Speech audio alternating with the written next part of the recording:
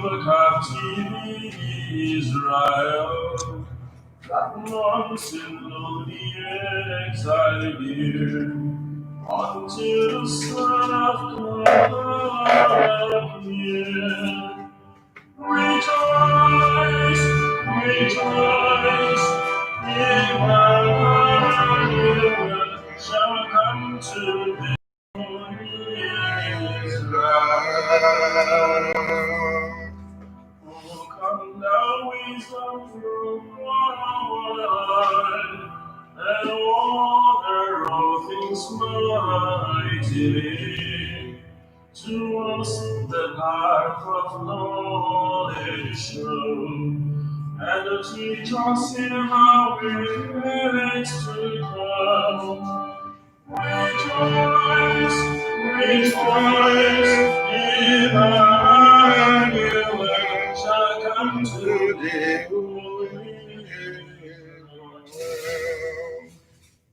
N'aha Nna na Nwa na Mmụọ Nsọ. Ka amara nke Onyenwe anyị Jesu Kristi na ịhụnanya nke Chukwu Nna na mmekọrịta nke Chukwu Mmụọ Nsọ na-enye dịrị unu niile. Ụmụnne m, udo dịrị unu. N'ụbọchị taata anyị na-ekele Chineke ka anyị na-achụ àjà nke misa nke izu nke anọ n'oge olileanya onye nzọpụta. Anyị na-ekele Chukwu n'ihi na anyị awụkwa Igbo Maasị nke ikpeazụ n'afọ a. Na-ekele Chukwu onye chekwara anyị ukwu ugbu a, kamakwa ndị niile hụrụ na Igbo Maasị a nọ na-aga n'ihu kamgbe anyị banyere coronavirus. Anyị na-ekele Chukwu maka nchekwa ya.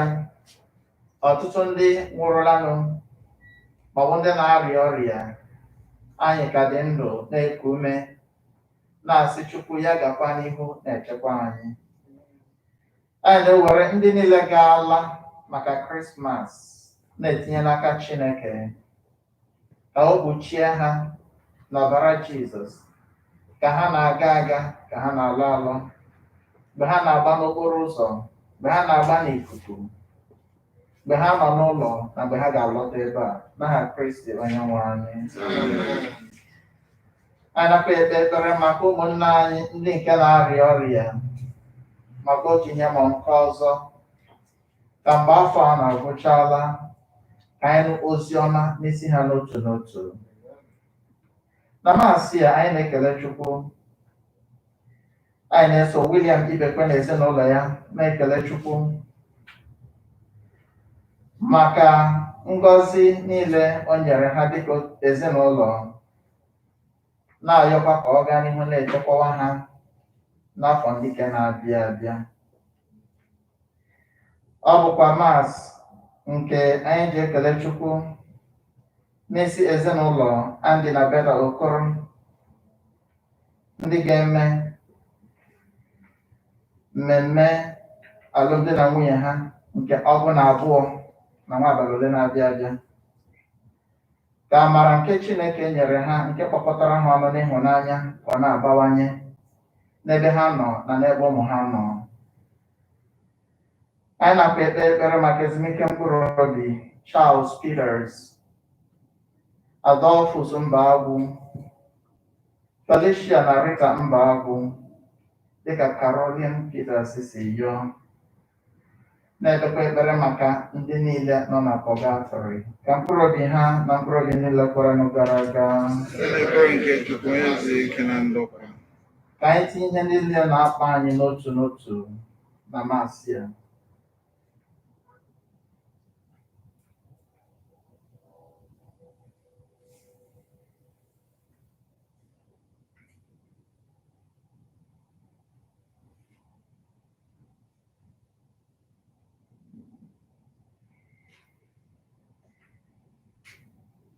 Iji kwado onwe anyị nke ọma maka nnukwu mme nke Yukaristia nke a, ka anyị nyochaa na akọ n'uche anyị ugbu a mee ebere maka njọ anyị ga.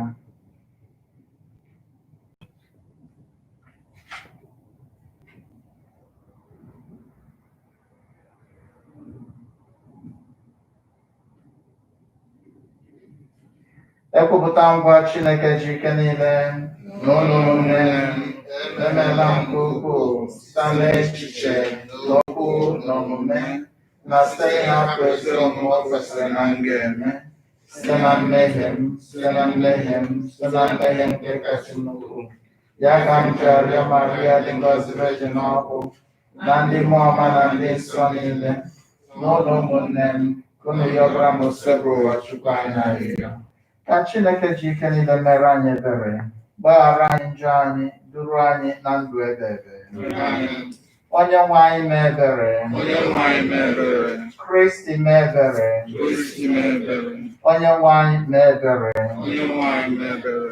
ka anyị rịọ arịrịọ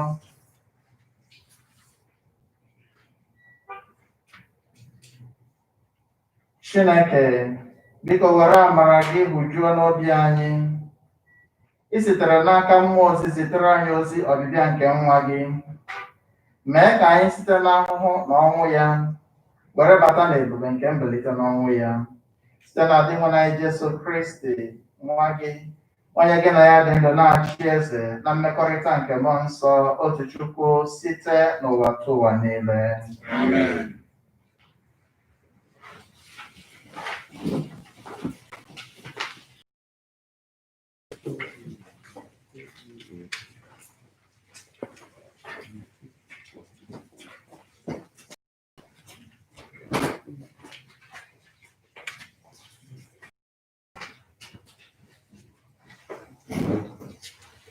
Ihe ọgụgụ ewetara n'akwụkwọ abụọ nke Samuel.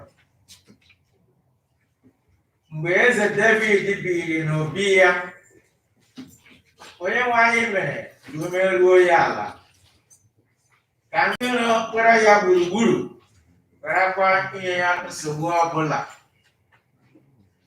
Mgbe ahụ ka ọ gwara onye amụma Netan sị, ị hụra, ebi m n'ụlọ sida, iwu ọgbụgba ndụ nke Onyenwe anyị dị n'ime mkpuke. Netan wee zaa eze sị, gaa mee uche gị, n'ihi na Chineke nọnyere gị.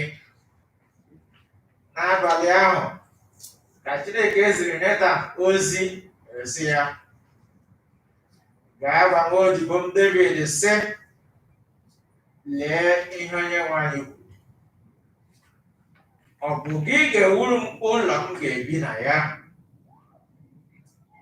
Ọ bụ m kpọpụtara gị n'ogige atụrụ ebe ị na-azụ igwe atụrụ, ka ị bụrụ ọchịagha ndị nke mbụ Izrel. Anọnyere m gị ebe ọbụla ị gara, ebibiela m ndị iro gị niile n'ihu gị. Aga m eme ka aha gị daa ụda dịka nke ndị ukwu ama ama n'elu ụwa. Aga m edokwara ndị nke m Izrel ebe ga-abụ nke ha. Aga m agụnye ha ka ha wee biri n'ala ha, rapụ inwe nsogbu ọbụla. Ndị ajọ mmadụ ga-akwụsị inye ha ụdị nsogbu ahụ ha na-enwe na mbụ, mgbe m họpụtara ha ndị ikpe na-elekwa ha anya. Aga m eme ka izuore ndị iro gị niile ike. Onyenwe anyị na-egosikwa gị na a ga-ehiwere gị ụlọ dị na alaeze gị ga-adịgide n'ihu m ruo mgbe ebighị ebi.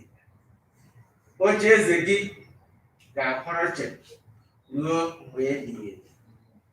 Okwu nke osebụwa.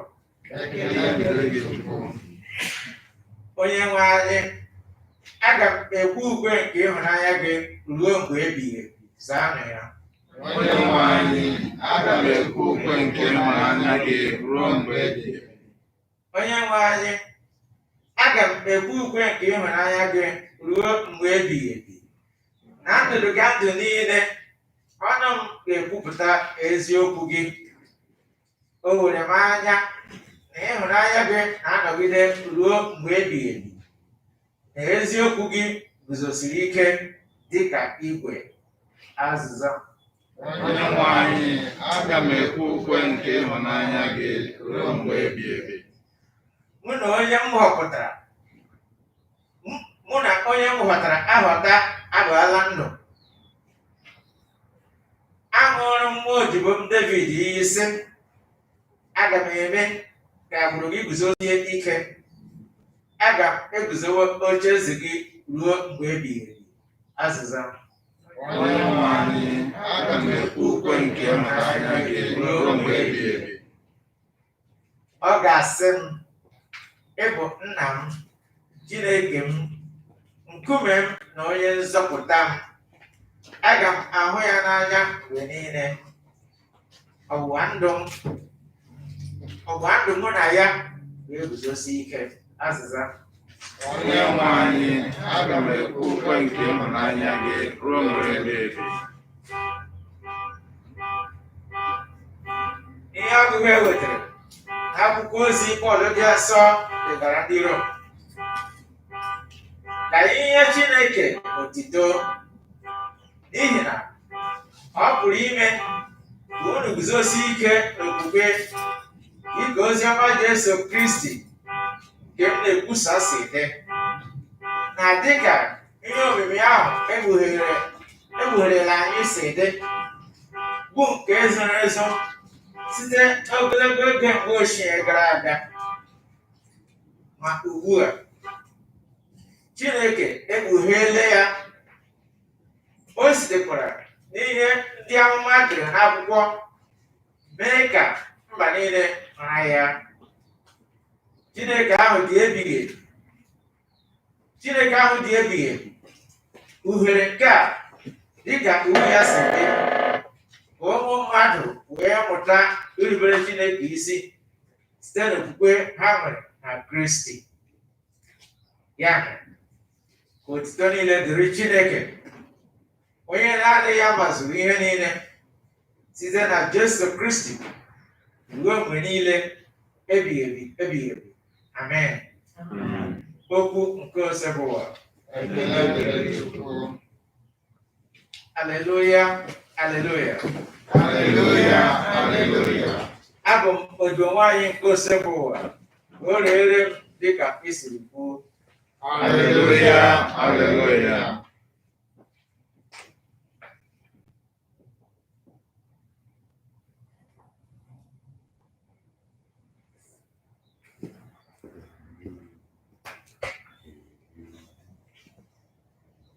Onyenwe anyị nọnyere unu. Ihe ọgụgụ nke a si na oziọma dị nsọ nke Luke dere.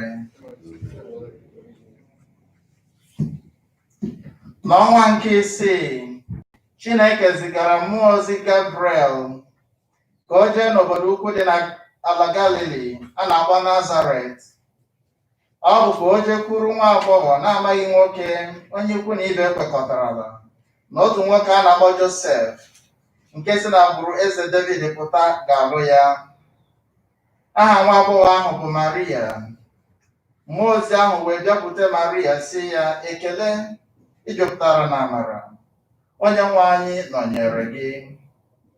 Ma ụdị ekele nke a gbara ya gharị, nke na o bidoro na-ajụ onwe ya ihe ụdị ekele nke a pụtara. Mmụọ ozi ahụ wee sị ya, Maria, atụla egwu, n'ihi na ịnatala amara n'aka Chineke. Lee, ị ga-adị ime, bịakwa mụta nwa nwoke, aha ị ga-akpọ ya bụ Jesu. Ọ ga-abụ onye ukwu, a ga-akpọkwa ya nwa nke onye kachasị elu. Onyenwe anyị Chineke ga-eme ka ọ bụrụ eze dịka nna ya ochie bụ David. Ọ ga-abụrụ agbụrụ Jekọb eze ruo mgbe ebighị ebi. Ọchịchị ya agaghị enwe ọgwụgwụ. Maria wee jụọ mmụọ ozi ahụ sị, olee otu ihe a ga-esi eme ebe m bụ nwa agbọghọ na-amaghị nwoke? Ma mmụọ ozi ahụ zara ya sị, mmụọ nsọ ga-abịakwasị gị, ike onye kachasị elu ga-ekpuchikwa gị. N'ihi nke a ga-akpọ nwa ahụ ị ga-amụ onye nsọ, nwa nke Chineke.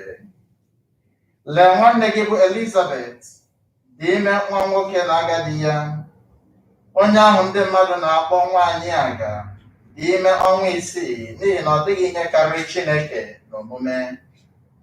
Maria wee sị ya, lee, abụ m odibo nwaanyị nke osebụrụ ụwa, ya rere m ka isi kwuo. Mmụọ ozi ahụ wee pụọ n'ebe ọ nọ. Ozi ọma nke osebụrụ ụwa.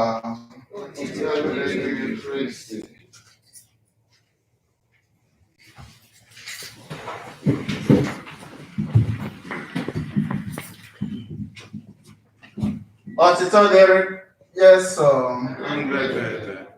N'ụbọchị tata anyị na-akwado maka ọbịbịa nke Onyenwe anyị. Anyị nọ na Sọnde nke 4 n'oge nkwado a. Dịka anyị si mara ọfụma,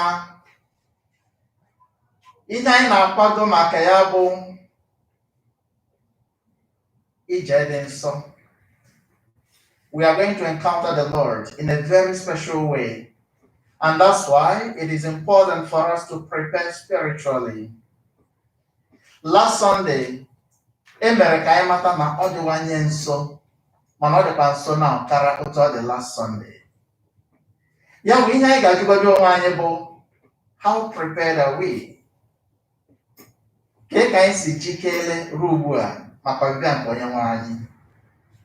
N'ihe ọgụgụ ndị agụrụ anyị, ka makwa n'ihe ọgụgụ nke mbụ na ozi ọma, ọ dị ihe abụọ m hụrụ pụtara ihe nke anyị nwere ike leba anya n'ụbọchị taa. There are 2 great points that we can discuss from the readings. The first one bụ na God is the ultimate. Chukwu kacha ihe niile. And that when he decides something, no one can change it. No circumstance can change it. Because awụrụkwa na Chineke nọ na-eme nkwa o kwere. A gwara anyị otu Chineke si kwee David nkwa. N'ihe ọgụgụ nke mbụ, David letara anya ya sị, ebi m na a very expensive building, a house of cedar, and the tent and the ark of the Lord anọrọ n'ụlọ ikwu in a tent. David ele anya sị, ebe dị nwanụ ga-anọ tosiri ịma mma karịa ebe m ga-anọ. And he decided to build a house for the Lord, a temple. Mgbe o ji gwa Nathan the prophet, Nathan asị ya, di nwanụ nọnyere gị, mee ihe ọbụla obi gị gwara gị ka ị mee. Ma ka o jikere ime ihe ndị a, Chukwu akpọọ Nathan bụ ya sị, gaa gwa David, ọgwụ gị ga-arụrụ m ụlọ. Akpọrọ m gị ka ị bịa chịkọta ụmụ m ndị Israel. Ọwụ nwa gị ga-arụrụ m ụlọ. This shows us that mgbe ụfọdụ anyị nwere ike mechaa ihe ndị anyị chere na ọ dị mma, mana ọ bụghị uche Chineke. Gị lee anya gị sị, olee ebe m nọ mmehie? What have I done wrong for me not to achieve this very goal? Simply because it is not the will of God. Amen? Amen. Because he is the ultimate. He is the one who decides. Before God created you, he had a purpose. Ọ gwara Jeremiah sị, tupu atụrụ ime gị n'afọ nne gị, amaara m onye bụ.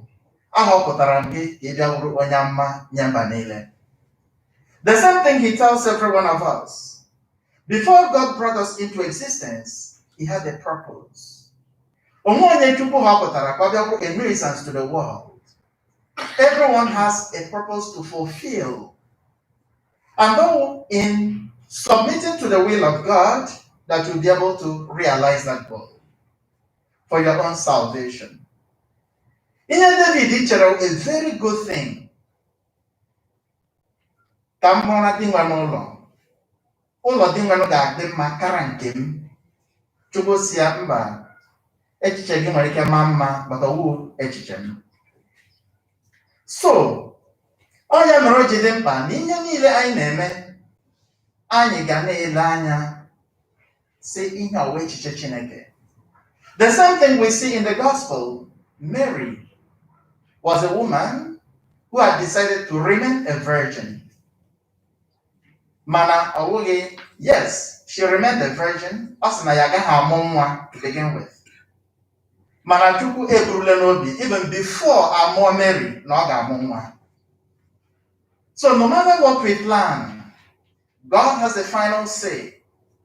And that is why in every prayer we say, anyị mechaa anyị asị Chukwu ọ bụghị uche m kama ka uche gị mee. Amen? Amen. Ya bịa gosi anyị na mgbe ọbụla Chineke planned something for you, no matter how people try to fight it, no matter what they apply, it will still come to pass. Ọ ga-emezu ya n'ihi na Chukwu kwe nkwa, ọ na-emezu nkwa ya. God can delay, but he does not deny what he has promised. And that is why in every situation, God is still trustworthy. O nwere mgbe anyị ga na-achọ ihe na-achọsi ike, anyị na-ekpe ekpere, na-eme fasting, na-eme all kinds of sacrifices. And this thing is not coming. There is always the possibility of the devil coming in. The devil will try to come in to convince you God does not like you. The devil will come to tell you, why are you punishing yourself? O mere Job. Job was a man of faith. When he was facing all these troubles that came to him, bido na nwunye ya, nwaanyị ya wee jụrụ ya sị, onye ụdị Chukwu ka ị na-efe? Because God died. Ya so onye iberibe, nwaanyị iberibe. Gawagodi lee ka isi ekwu okwu. Ndị enyi ya abịabịa jụọ ya sị, enyi, kee onye hụrụ na n'ụwa a na-emuche Chineke na-asọfa ụdị ihe na-asọfa? Ya bụ asị ha, gawanụ. Chukwu wetara, Chukwu ewerekwala, ekele dịrị aha Chineke. Amen? Amen. Ya wụ na ụmụ Chineke ga-awụrịrị ndị tụkwasịrị Chineke obi. Life itself is full of troubles. Challenges must come to us. But in all these situations, God has his final word. God has a plan for you. And you may plan so beautifully for yourself, but God's plan for you will triumph.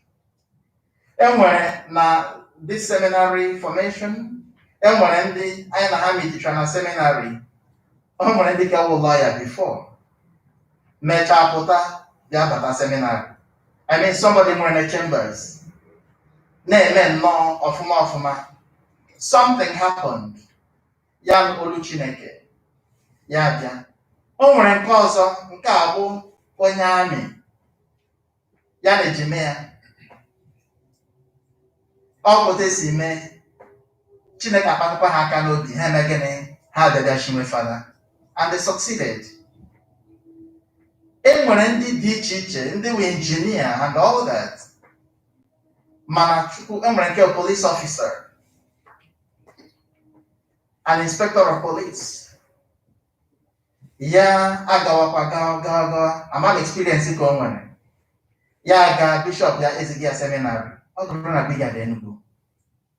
Ihe ndị a ụcha ihe gosiri anyị sị, anyị nwere ike nwee our great plans. Mana nke ahụ Chukwu kwuru, ọ ya wụ ihe ga-emezu na ndụ anyị. And that is why we should be praying for the spirit of discernment. The spirit of discernment. To know what is the will of God for me. Because the will of God for you is the best for you. The will of God for you, we ihe ahụ o ji maka ya wee mee gị. Ọ gwara anyị n'akwụkwọ onye ya mma Jeremiah 29 verse 11. Ọ sị, I know my plans for you. Plans for peace and not plans for disaster. A future filled with hope and happiness. A future filled with hope and happiness. Ya bụ n'agbanyeghị otu ụwa si tụgharịa gị, ị ga-amasị, I'm not in charge of how it unfolds. God is the one who unfolds it.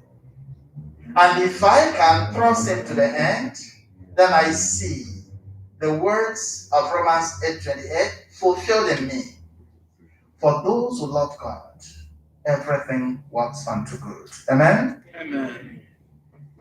ụwa ga na-atụgharị anyị ọbụla dị n'oge coronavirus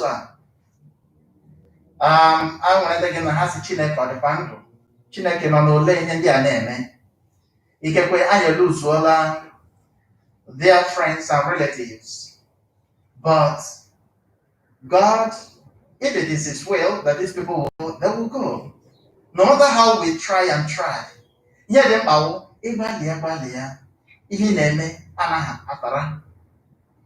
You hand it over to God and you submit to His will and trust Him, because He says, my will is the best for you. I'll see a future filled with hope and happiness. Yahweh, His plan for us. Chineke anaghị ekwe akụ na nkwa ya. When He makes a promise, ọ gwara ndị ụmụ Israel na the first reading na onye si n'agbụrụ David ga-abụ eze nke Israel. Na gospel, we see that fulfilled. But the angel gave birth to the Blessed Virgin Mary to give her the message. Where see ị ga-abụ nne nke onye ka ị ga-abụ nne nke Jesu, nwa nke Chineke. Ihe ọzọ anyị ga-amụta n'ihe ọgụ ndị akwa. When God gives you a task, He also gives you the capacity for it. When God appoints you for something, He gives you the grace you need to accomplish it. Maria ekpebiela onwe nwa m ga-amụ, mana Chineke had another thing even before she was born. It took about 400 years to find the one that would qualify to be the mother of the Messiah. Centuries of prophecy. Ndị Israel nọ na-eche, ndị bara ụba na-eche na ọ ga-awụ ha ka ọ ga-abịara, mana Chukwu aga-ahọrọ humble people na ezinụlọ ha ka nwa ya ga-abata. But the point is that Mary never asa jụọ ya ị ga-eme ụmụ ole, ọ ga-ese enweghị plan ịmụ nwa ọbụla, mana Chineke nwere plan na ọ ga-amụ nwa. And the more ebe jụọ ajụ si ka ekwanụ ka ihe ndị a ga-esi mezuo ebe ọ na amaghị nwoke, asị ya ikikere nke onye kasị elu ga-eme gịnị ga-adakwasị gị. Ya bụ nwa ahụ ị ga-atụrụ ime ya ga-abụ nwa nke Chineke. A ga-akpọ ya nwa nke Chineke. So ọ bụghị nwa Joseph, ọ bụ onye tinyere nwa n'ime gị ka ọ ga-abụ nwa ya, nwa nke Chineke site n'ikikere nke mmụọ nsọ. Telling us that the Holy Spirit is also God. The Holy Spirit is divine. Yes, anyị na ọ ga-amụ nwa ahụ. And immediately Mary saw, it's not by my own will, it is by the will of God. She gave her total submission. I am the handmaid of the Lord, be it unto me according to your word. Amen? Amen. No matter what we face in life, let us remember that God is the ultimate. That God has the best plans for us. That our part is to trust Him in all situations. No one thing here. A few days ago, I went to my church here. I said, look, there is nothing that will happen in this world. It never happens. And the devil can never go there. So now banning more hurricane, more coronavirus, or getting loss of job or whatever, it doesn't mean that God has lost control of your life. God knows how to take us through these things and even prepare us for something higher. I'm that story of the footprints about a man who, in his dream, he embarked on a journey. Yes, Christ, I will be with you throughout this journey. And then went footprints. One was his, and the other was that of Jesus. Yes, the distance that have been covered. Now, there were some points at which ihe a ga-ahụ one footprint. And these were the places where this journey was most difficult. Ya dịwa disappointed. Ya bịajụwa sị, di nwanụ, akwa ị gwara m na ị ga-anọgidere m ruo n'isi ngwụcha nke ije a. Ya sị, yes. Ya sị, gịnị mere iji hapụ m mgbe niile a ije a nọ na-esiri n'ike? Ya jụọ ya sị, olee ihe mere iji chee sị na m hapụrụ gị aka? Nwoke ahụ sị, ile anya n'ebe ndị ahụ, ihe a ga-ahụ only one footprint, adọ nke m. Christ asị ya, nwa m, at those points, the footprints you see are mine, because at those points I was carrying you in my hands. Amen? Amen. Mgbe ndị a ihe na-esiri gị ike, I was carrying you in my hands. So, okwu a ị hụrụ dị iche na nke gị, ọ nke m, because okwu ga-anọ n'ala at that time. You could not have stood there. Somebody was carrying you. Then we see why St. Paul will tell us in 2 Corinthians chapter 4 from verse 7. Also, we are only the earthenware jars that hold this treasure. To make it clear that such an overwhelming power comes from God and not from us. We are in difficulties on all sides, but never cornered. We see no answer to our problems, but never despaired. We've been persecuted, but never deserted. Knocked down, but never killed. So, always wherever we may be, we carry with us in our bodies the death of Jesus, so that the life of Jesus too may always be evident in our bodies. Amen? Amen. Yeah, not even that thing I suffer this time may be God's will for me. And it is only God who can help you go through these things. That is why, in all situations, pray and pray and pray. And when you pray, trust your God. When you trust God, you will say with Mary and David, I submit to the will of God. Lord, not my will, but let your will be done. Mary said, I am the handmaid of the Lord. Be it unto me according to your word. Ya ụmụnne m na Kristi, ka anyị nọ na-akwado maka ọmụmụ nke dị nwa Yesu Kristi, ka anyị meghee obi anyị, ka site na okwuchukwu ndị anyị na-anụ n'ụbọchị ndị a niile, ka ọ na-akwado mmụọ anyị maka ọmụmụ ya, ka mgbe ọbụla ọ ga-abịa, ka ọ hụ ebe ọ ga-anọ n'ime ndụ anyị site na Kristi Onyenwe anyị.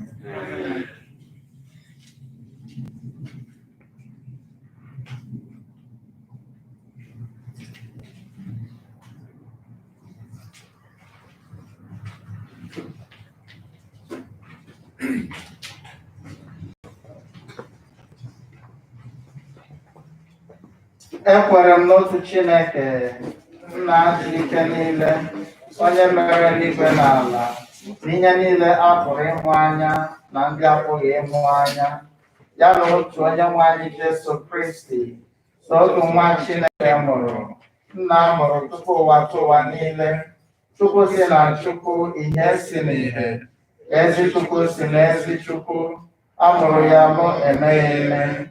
Ya na Nna bụ otu, ihe ọdụdụ ebighị ebi ha jiri bụrụ Chukwu, onye si na ya n'ihe dum, onye maka iji anyị bụ mmadụ na maka ihe nzọpụta anyị siri n'eluigwe gbadata. O were ahụ na Virgin Maria site na mmụọ nsọ ọ bụrụ mmadụ, akpọgbuo ya n'obe n'ihi anyị n'oge ọchịchị Pontius Pilate, ọta ahụhụ, nwụọ, elie ya. Ma o bilitere n'ụbọchị nke atọ ka akwụkwọ nsọ si kwuo, ọ rọgoro n'eluigwe nọrọ n'aka nri Nna, ma ọ ga-abịaghachi ọzọ n'ebube ya ikpe ndị dị ndụ na ndị nwụrụ anwụ ikpe, onye ọchịchị ya na-enweghị njedebe. Ekwere m na mmụọ nsọ dị nwanụ na onye na-enye ndụ, onye si na Nna na Nwa pụta, onye a na-esekpụrụ n'ekekọba ya na Nna na Nwa, onye si na ndị amụma kwuo okwu. Ekwere m na nzukọ nke dị otu, dị nsọ, bụrụ Katọlik na Apọstọlik. Ekwupụta m otu mmeri Chukwu maka mgbaghara njọga. Ana m atụ anya mbilite n'ọnwụ ndị nwụrụ anwụ na ndụ ụwa ga-abịanụ. Amen. Ụmụnne m na Kristi, egosila anyị n'ụbọchị taa na Chineke ebumnuche ya n'ebe anyị nọ kacha mma. Ka anyị gosipụta okwukwe anyị n'ime Chineke n'ọnọdụ anyị dị iche iche ka anyị na-ekpe ekpere nke ndị kwere n'ugbu a. Ka anyị kpee ekpere maka nzukọ ka ọ gaa n'ihu mgbe niile. Ka anyị gaa n'ihu mgbe niile na-akwadobe ụlọ anyị site n'ito ịdị nsọ na ibulite alaeze nke Chineke n'ụwa. Anyị arịọ gị di nwanne m, Onye nwe anyị nụrụ arịrịọ anyị. ka anyị kpee ekpere maka mba niile ka ha nwee ike jụ ma asị iji ngwa agha na-emezi ekpokọrịta, iji ngwa agha na-emezi nsogbu dị n'etiti ha, ma ọ bụ were ngwa agha na-akpa ike iji bibie ihe. Anyị arịọ gị di nwanne m, ka anyị kpee ekpere maka ndị ọrụra nnukwu ahụ n'oge mmemme nke ezumike a, n'ihi na naanị ha nọ, onweghị onye ha na-akparịta ụka. Ka ha nwee ike nwee afọ oju na ntasi obi na nchekwube na ọbịbịa nke Onyenwe anyị. Anyị arịọ Onyenwe anyị, ka anyị kpee ekpere maka ndị na-abụghị ndị otu Kristi, ma ọ bụ ndị chere na ha esoro nketa oke na mmemme nke a na-eme, ma ọ bụ ndị na-anabata anabata, ma ọ bụ ndị na-enweghị okwukwe ọbụla n'ụzọ ọbụla. Anyị arịọ gị gị nwanne m, ka anyị kpee ekpere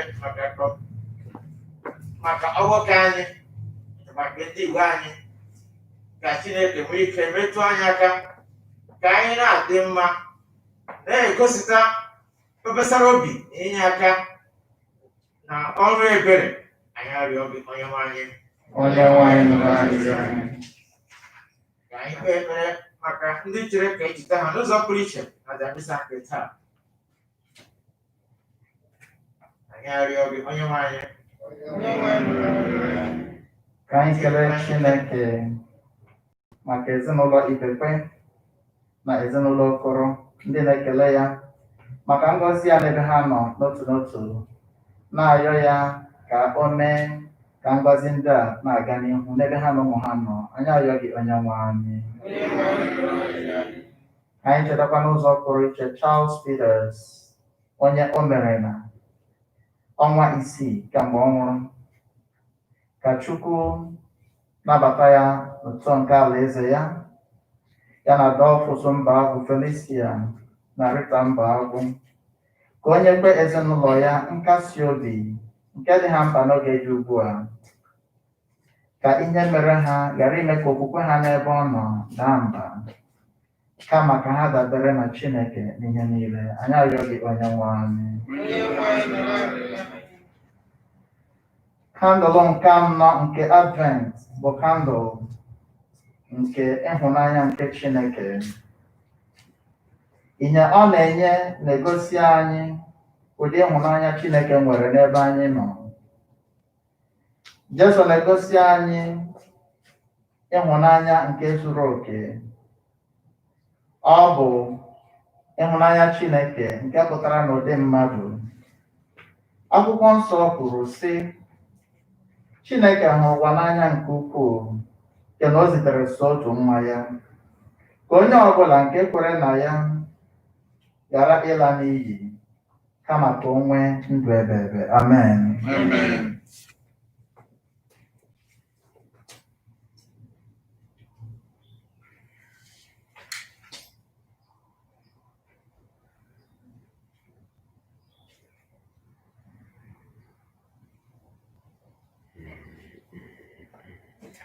Ka anyị rịọ arịrịọ. Chineke jupụtara n'ịhụnanya, anyị na-ekele gị maka onyinye nke ịhụnanya gị nke ị gosiri anyị n'ụzọ zuru ezu n'ime Yesu Kristi nwa gị. Nyere anyị aka ka anyị na-akwado obi anyị ịnabata ya. Gọzie ofufe anyị na-efe gị. nyere anyị aka ịnụ ma na-emekwa okwu nke ị na-agwa anyị. Anyị na-arịọ gị ihe ndị a n'aha otu nwa gị ahụ nke a mụrụ na Bethlehem, Jesu Kristi dị nwere anyị. Amen.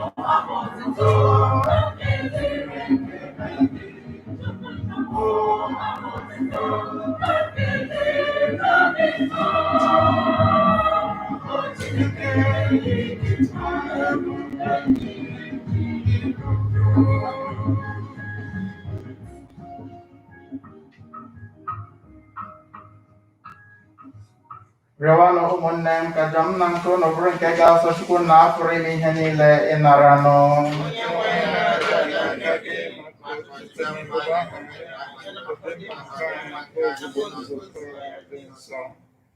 Dị nwanụ, anyị ji aṅụrị na-ebute onyinye n'ebe nchụaja gị dịka esi were mmụọ gị doo Maria nsọ mgbe ọ dị ime nke so otu nwa gị. Biko were otu mmụọ ahụ doo onyinye ndị a nsọ site na Kristi Onyenwe anyị.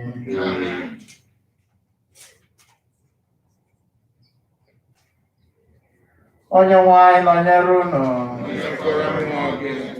Welite n'obi elu. Ka anyị nyenụ dị nwanụ Chukwu anyị ekele. O kwesịrị ezi, bụrụkwa ihe ziri ezi ọrụ dịrị anyị na nzọpụta anyị na anyị ga-enye gị ekele oge niile na ebe niile dị nwanụ. O nna dị nsọ, Chineke ji ike niile, onye ji ụwa tụ ụwa site na Kristi dị nwe n'anyị, onye ndị amụma niile kwupụtara ọbịbịa ya. Nne ya bụ Virgin jiri ịhụnanya na-enweghị atụ buo afọ ime ya. Jọn mara amụma na ọ ga-abịa, were gosikwa ya mgbe ọ bịara.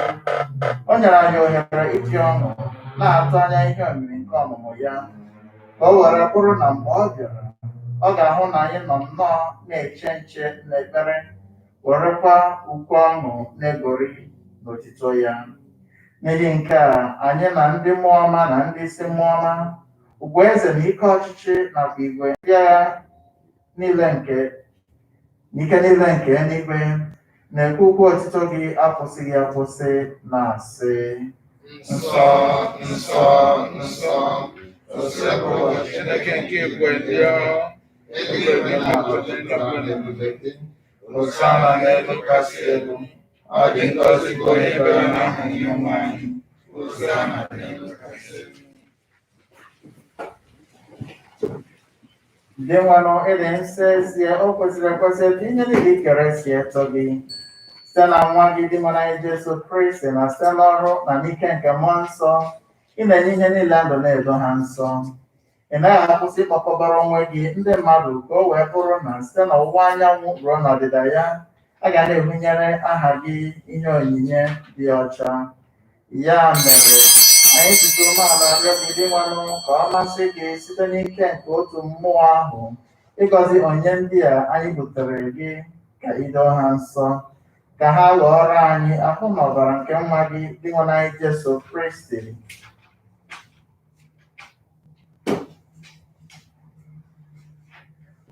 onye nyere anyị iwu ka anyị na-eme mmiri ekele nke a. N'anyasị a rara ya nye, o were achịcha, ka ọ na-enye gị ekele, ọ gọzie, nyawa, nyekwa ya ụmụazụ ya, na-asị: naranụ nke a, rienụ ya unu niile, nke a bụ ahụ m nke a ga-edoro nye maka unu.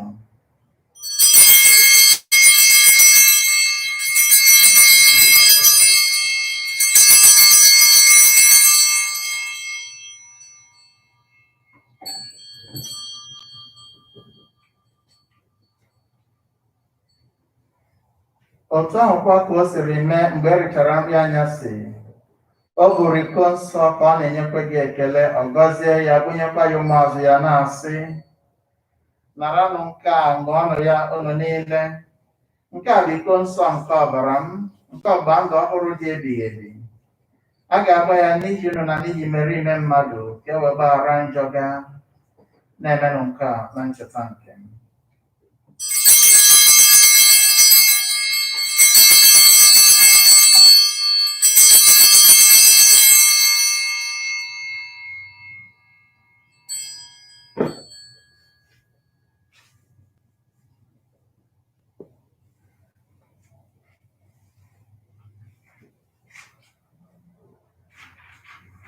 Ihe omimi nke okwukwe, anyị na-ekwusa ọnwụ gị, na-ekwupụtakwa mbilite n'ọnwụ gị, o dị nwanụ, wee ruo mgbe ị ga-abịa. Dị nwanụ, ebe anyị na-echeta ahụhụ ọnwụ na-enye ndụ nke nwa gị ahụ, na mbilite n'ọnwụ ya dị ịtụnanya na arụbụrụ n'eluigwe ya, ebe anyị nọkwa na-atụ anya ọbịbịa nke abụọ ya, anyị ji obi ekele na-achụnyere gị aja nke a dị ndụ, aja dị nsọ. Anyị ji umeala rịọ ka ilekwasị anya n'onyinye nke nzukọ gị, ka ị na-ahụ ya ka ihe aja nke ọ masịrị gị, ka mbunye ya mmeda gị obi. Mee ka anyị bụ ndị eji ahụ n'ọbara nwa gị azụ nri, jupụtacha na mmụọ nsọ ya, anyị abụrụ otu ahụ na otu mmụọ n'ime Kristi, ka ya onwe ya were anyị nye gị dịka aja dị ọkụ, ka anyị nwee ike soro ndị nke gị họtara keta oke n'ebe na mbụ Virgin Maria dịkarịsịrị ngọzi, nne nke Chukwu, na Josef dị ngọzi bụ di ya, ndị apọstụl gị dị ngọzi, ndị egwuregwu maka ihe okwukwe dị otito, Elizabeth Anseton ndị nsọ na ndị nsọ niile, ndị anyị tụkwasịrị obi na arịrịọ ha n'ihu gị mgbe niile, ga-enyere anyị aka. anyị ji umeala rịọ ose bụ ụwa ihe aja nke ndozi agbata anyị ya wetawanyere ụwa niile udo na nzọpụta. Ka ọ masị gị ime ka nzukọ gị nọ n'ije n'ụwa a kwụsie ike n'okwukwe na n'ịhụnanya, ya na nwa odibo gị bụ popu anyị Francis na bishọp anyị bụ Gerald na osoyachi bụ Alberto na ọda ndị bishọp na ndị echiri echi niile na ndị nke gị niile agbatara gị. N'obiọma gị nụrụ arịrịọ ndị ezinụlọ a ndị ọ masịrị gị ka ha kwụrụ n'ihu gị were ebere kpụkọtara onwe gị ụmụ gị gbasara n'ụwa niile onna nwere obiọma. Nnabata n'ala eze gị ụmụnna anyị ndị nwụrụ anwụ na ndị niile hapụrụla ụwa a ndị mere ihe masịrị gị, ebe anyị na-atụ anya na anyị ga-anọ nweta afọ ojuju ebighị ebi site n'otito gị, site na Kristi dị nwe n'anyị onye si na ya agbasapụ aka enye ụwa ihe ọma niile.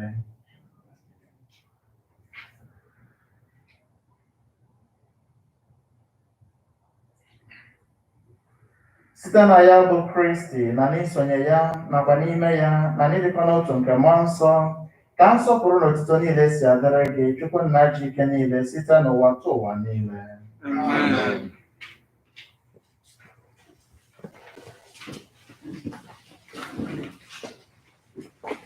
Ebe e nyerela anyị iwu na-enye ndụ, anyị abụrụkwa ndị eji nkụzi nke Chineke were zụọ, ka anyị were nkama obi kpee. Nna anyị nọ n'eluigwe,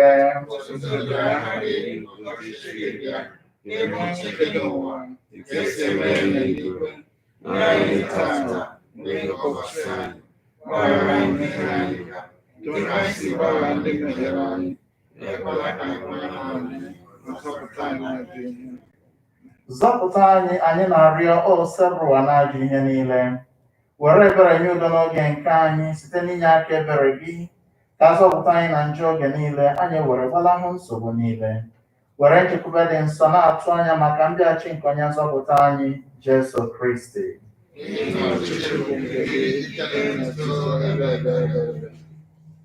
Onyenwe anyị Jesu Kristi, ị gwara ndị apọstọl gị, udo ka m na-ahapụrụ unu, udo nke m ka m na-enye unu, elekwala anya na njọ anyị gaa, kama n'okwukwe nke nzukọ gị. Nye ya udo na ịdịkọ n'otu ka uche gị siri chọọ, gị bụ onye dị ndụ na-achị ebe ebe. Ka udo nke ose bụ ụwa dịrị unu mgbe niile.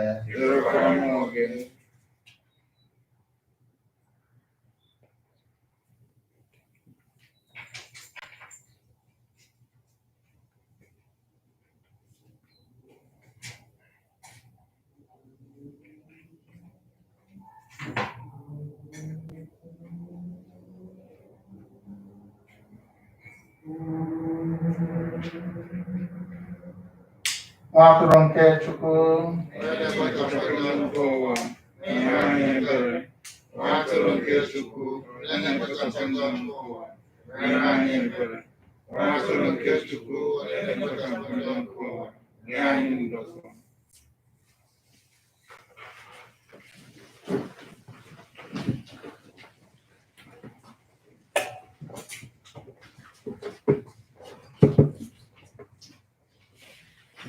lee nwa atụrụ nke Chukwu, lee onye na-ekpochapụ njọ nke ụwa.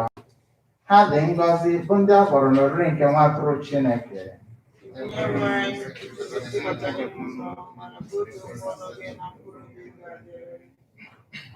Ahụ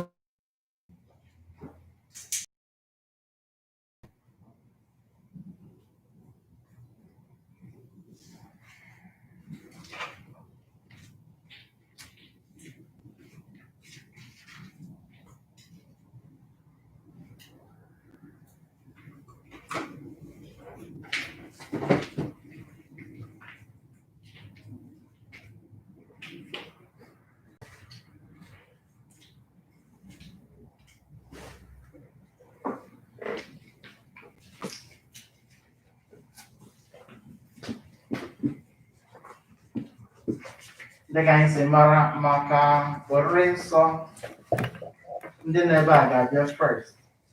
Ha bịa otu a, ha esi ebe ala, ndị ga-abịa esi ebe a baa. And if you will just remove your mask before and you receive in the hand, please.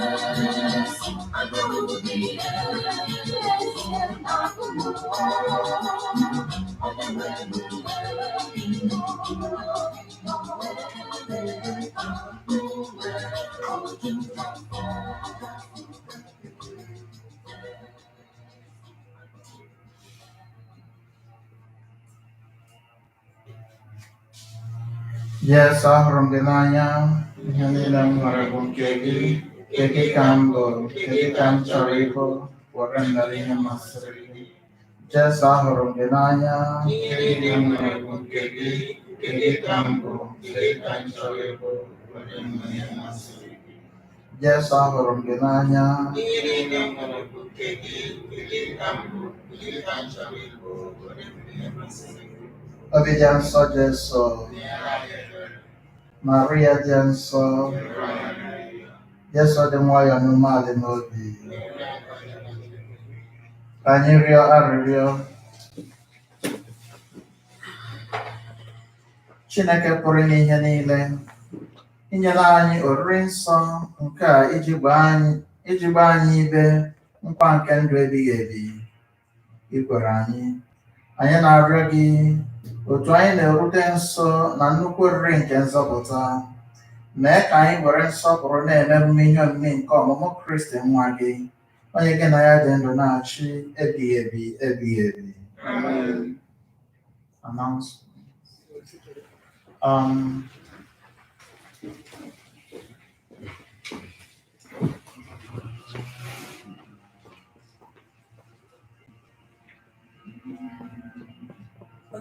Jesu biko agbasaa onye ọbụla nyere anyị aka ifichasị oche ndị na-enye aka n'ụlọ ụka eweta ife anyị eji wee fichasị ya bụ oche.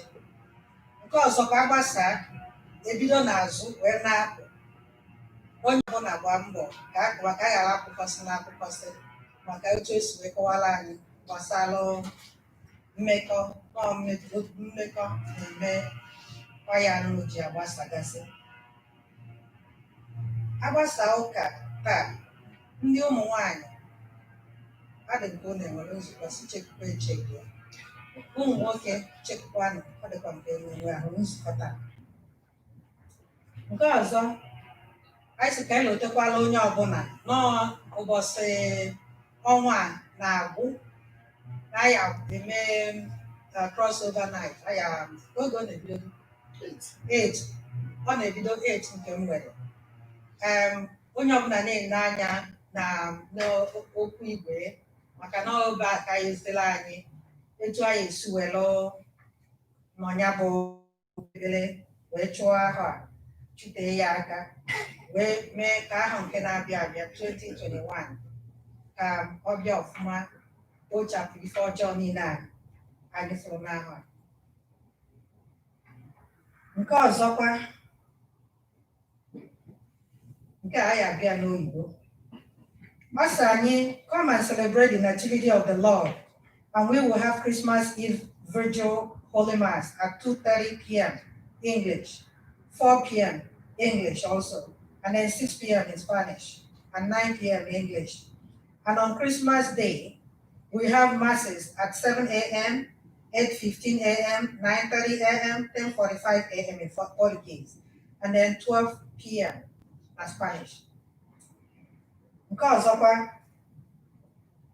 St. Elizabeth and sitting invite onye ọbụla, invite all of us to the last 2 days of Simbangabi Novena on Monday, December 21, and to Tuesday, December 22 at 6 a.m.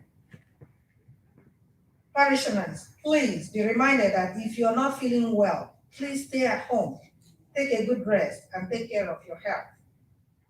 Very importantly, don't wait till you can't breathe to go to the hospital.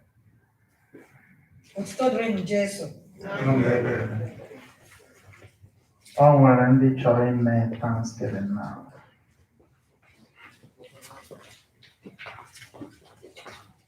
Before I had Thanksgiving, not for the almost when any each and then I could be meeting by 5:30. So,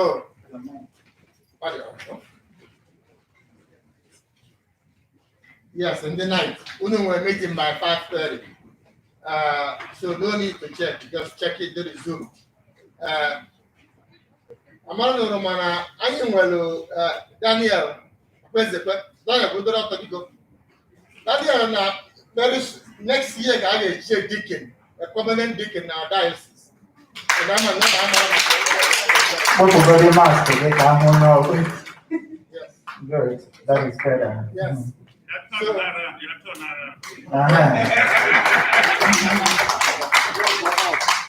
So I'm going to let you have 2% so no can be.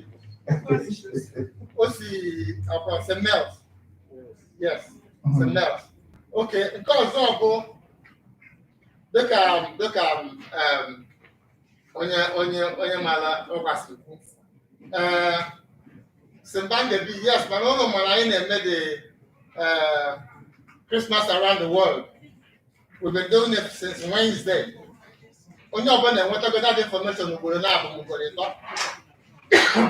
because achọ ka m dị sure oge ndị Igbo share their own ka nwee ndị bịa dị ya ndị Igbo emego nke ha anyị bidoro ya mana ọ ga-emegidekwa wee ruo Wednesday ka a nwere na mgbede by 7, tomorrow by 7, Tuesday by 7, and I think that's the end of it.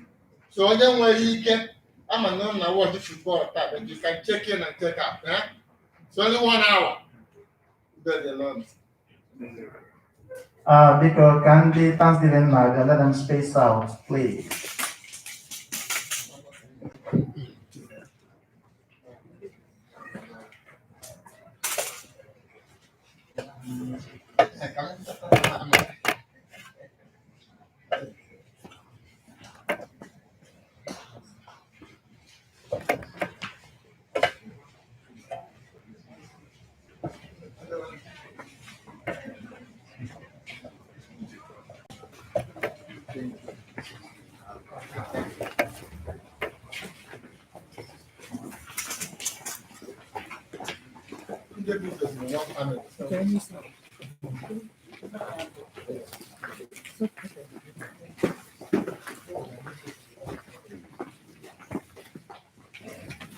Please just space out.